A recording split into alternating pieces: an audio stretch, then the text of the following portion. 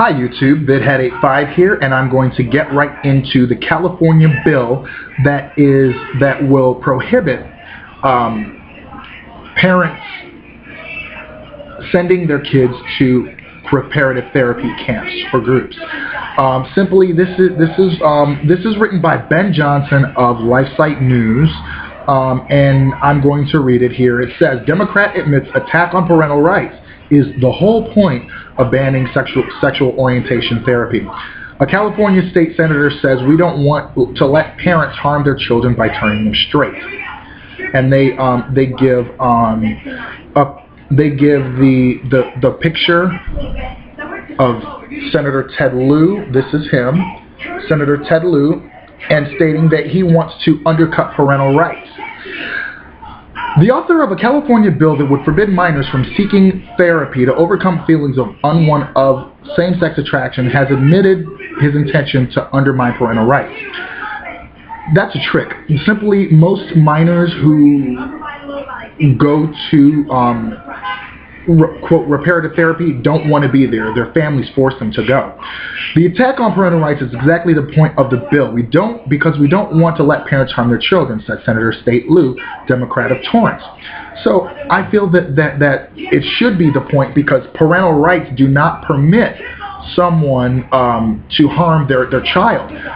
If we see a parent beating a child, one, we should get involved and get that parent off that child, especially if it's something where, like, you know, the kid just trips and you know they're freaking out and they're beating the mess out of them. No, I'm gonna jump in there and get them off, because it's like, that's not right. You don't like hit a child over something like silly like that.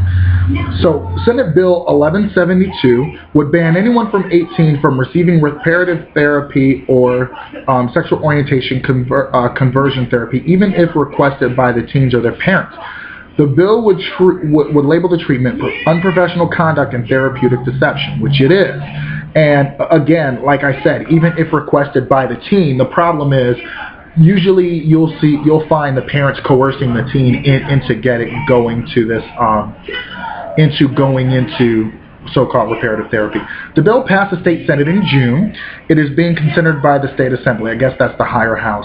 After likening therapy to allowing children to smoke cigarettes or drink alcohol, the 43-year-old Taiwanese-born legislator said, "We have these laws to stop parents from hurting their kids. Preventative therapy hurts children. So this bill allows us to stop parents from hurting their children." And that is spot on. There's a widespread national attempt, and there has been for many years, to outlaw reparative therapy of any kind. Not quite true. Dr. Michael Brown, the host of nationally syndicated radio program The Line of Fire, told LifeSiteNews.com.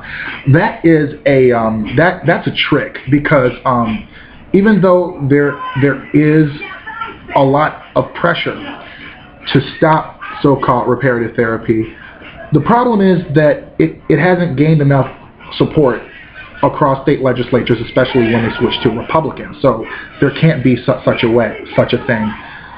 The idea that a homosexual can change undermines the entire alleged civil rights nature of the gay rights gay activist movement, he told LifeSite News. Therefore, therapy for this kind is considered to be harmful and destructive. Now, first of all, it does not allege, it can't quite undercut that the civil rights movement, because of the fact that, see, even though an illegal undocumented person can opt out of being an undocumented person, if there are laws that discriminate based on gender, race, and or illegitimacy, and or let's say immigration status, those are given heightened scrutiny, even though those groups have amassed political power. Now, illegitimacy is heightened scrutiny, because even though that child can be opted out of that group by being legitimized by his or her father. An undocumented person can opt out of that class, and therefore it does not hinder the right, the struggle for undocumented persons to secure rights in the United States. So that's a trick that they use by saying, people have opted out of this class, so that should not be a reason to protect the rest of them. And in fact, most individuals who are gay or lesbian, they've known for quite some time, and just because someone could so-called opt out of a class, quote, based on behavior, which it is not behavior, that's a trick, and that should not be should not be given any kind of credibility whatsoever, because it's not credible. This is not a matter of forcing a child to do something that is against his or her will. This is a matter of forbidding parents, professional therapists, and young people have the right of choice. This is the pro reparative therapy guy speaking. Opponents say Luce has his science and his legal priorities wrong. Apparently. Pacific Justice Institute attorney Matthew McReynolds warned LifeSite News months ago. The logical implication from these two assertions is that the state is giving himself the power to take kids away from parents who do not affirm their kids' sexual orientation. Not quite true, because even though that bill hasn't passed yet, and even when it does, your child cannot be taken away from you because you do not affirm their sexual orientation. That strikes legislators the wrong way. The Orange County Register reported that Assemblyman Donald Wagner, Republican of Irvine, said that the legislature has no business intervening in matters of medical decisions made between parents and children. Okay, so I have a question then. Why do we have laws regarding malpractice? Why do we have laws that talk about medical, ethics? Why do we have boards? Why do we have so many other things that say that a doctor it is unethical to do this, it is prohibited by law to do this? So that's another distraction when we have a lot of medical guidelines and laws. In claiming sexual orientation conversion therapy harms children, Lou claims there is no proof that sexual orientation can be changed, and that psychiatrist Robert Spitzer withdrew the only study attesting to that method of treatment. I believe that it was not quite what the conservative side said it was. So there's actually decades of professional studies documenting the possibility of change. That is not true, because they report change, but there is no real change there. He wrote in an online column for townhall.com, many of these studies are detailed in his book, A Queer Thing Happened to America. Spitzer did not retract the study, nor did he discover that his findings were scientifically inaccurate after further research. He simply apologized for the study after suffering years of, quote, ugly attack from gay activists and their allies. Yeah, they like to say that, of course.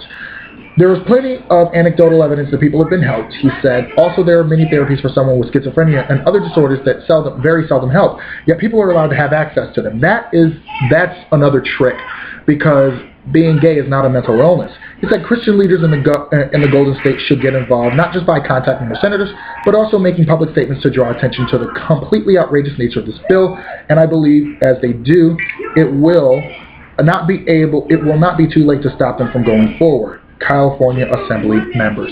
So basically, I think that, of course, this is a slant, but the thing is, again, parents do not have absolute right when it comes to their children, because, of course, child abuse, should it be discovered and there is evidence for it, children will be removed from the home. So, this is a form of child abuse. I will also say spiritual abuse, and I feel that has no place in the psyches, in the minds of a teenager, especially because they're going through a tough enough time, especially if they've always known that they're gay, and now their parents are forcing them to go into this kind of therapy, which is not therapy at all. So I of course disagree with the article, and I did a short little takedown of it. But of course, the fight for civil rights goes on for gay and lesbian couples, teens, children. Yes, there are children who are gay and lesbian, and as we live our lives, first they laugh at us, then they fight, or first they dismiss us, then they laugh at us, then they fight us, then we win. Now we are in the fighting phase. And as far as I am concerned, there is no ugly attack that is too ugly when we are fighting for our very lives, because that is exactly what our opponents are trying to control, our lives. And therefore, as long as it's not violent, as long as it's not hateful, if it is truthful, then okay. But as far as I'm concerned, as long as it is within civil things, except when it gets to violence, I don't care how civil someone is. Once it gets violent, I'm not going to be civil. But that's the case when it turns violent. However,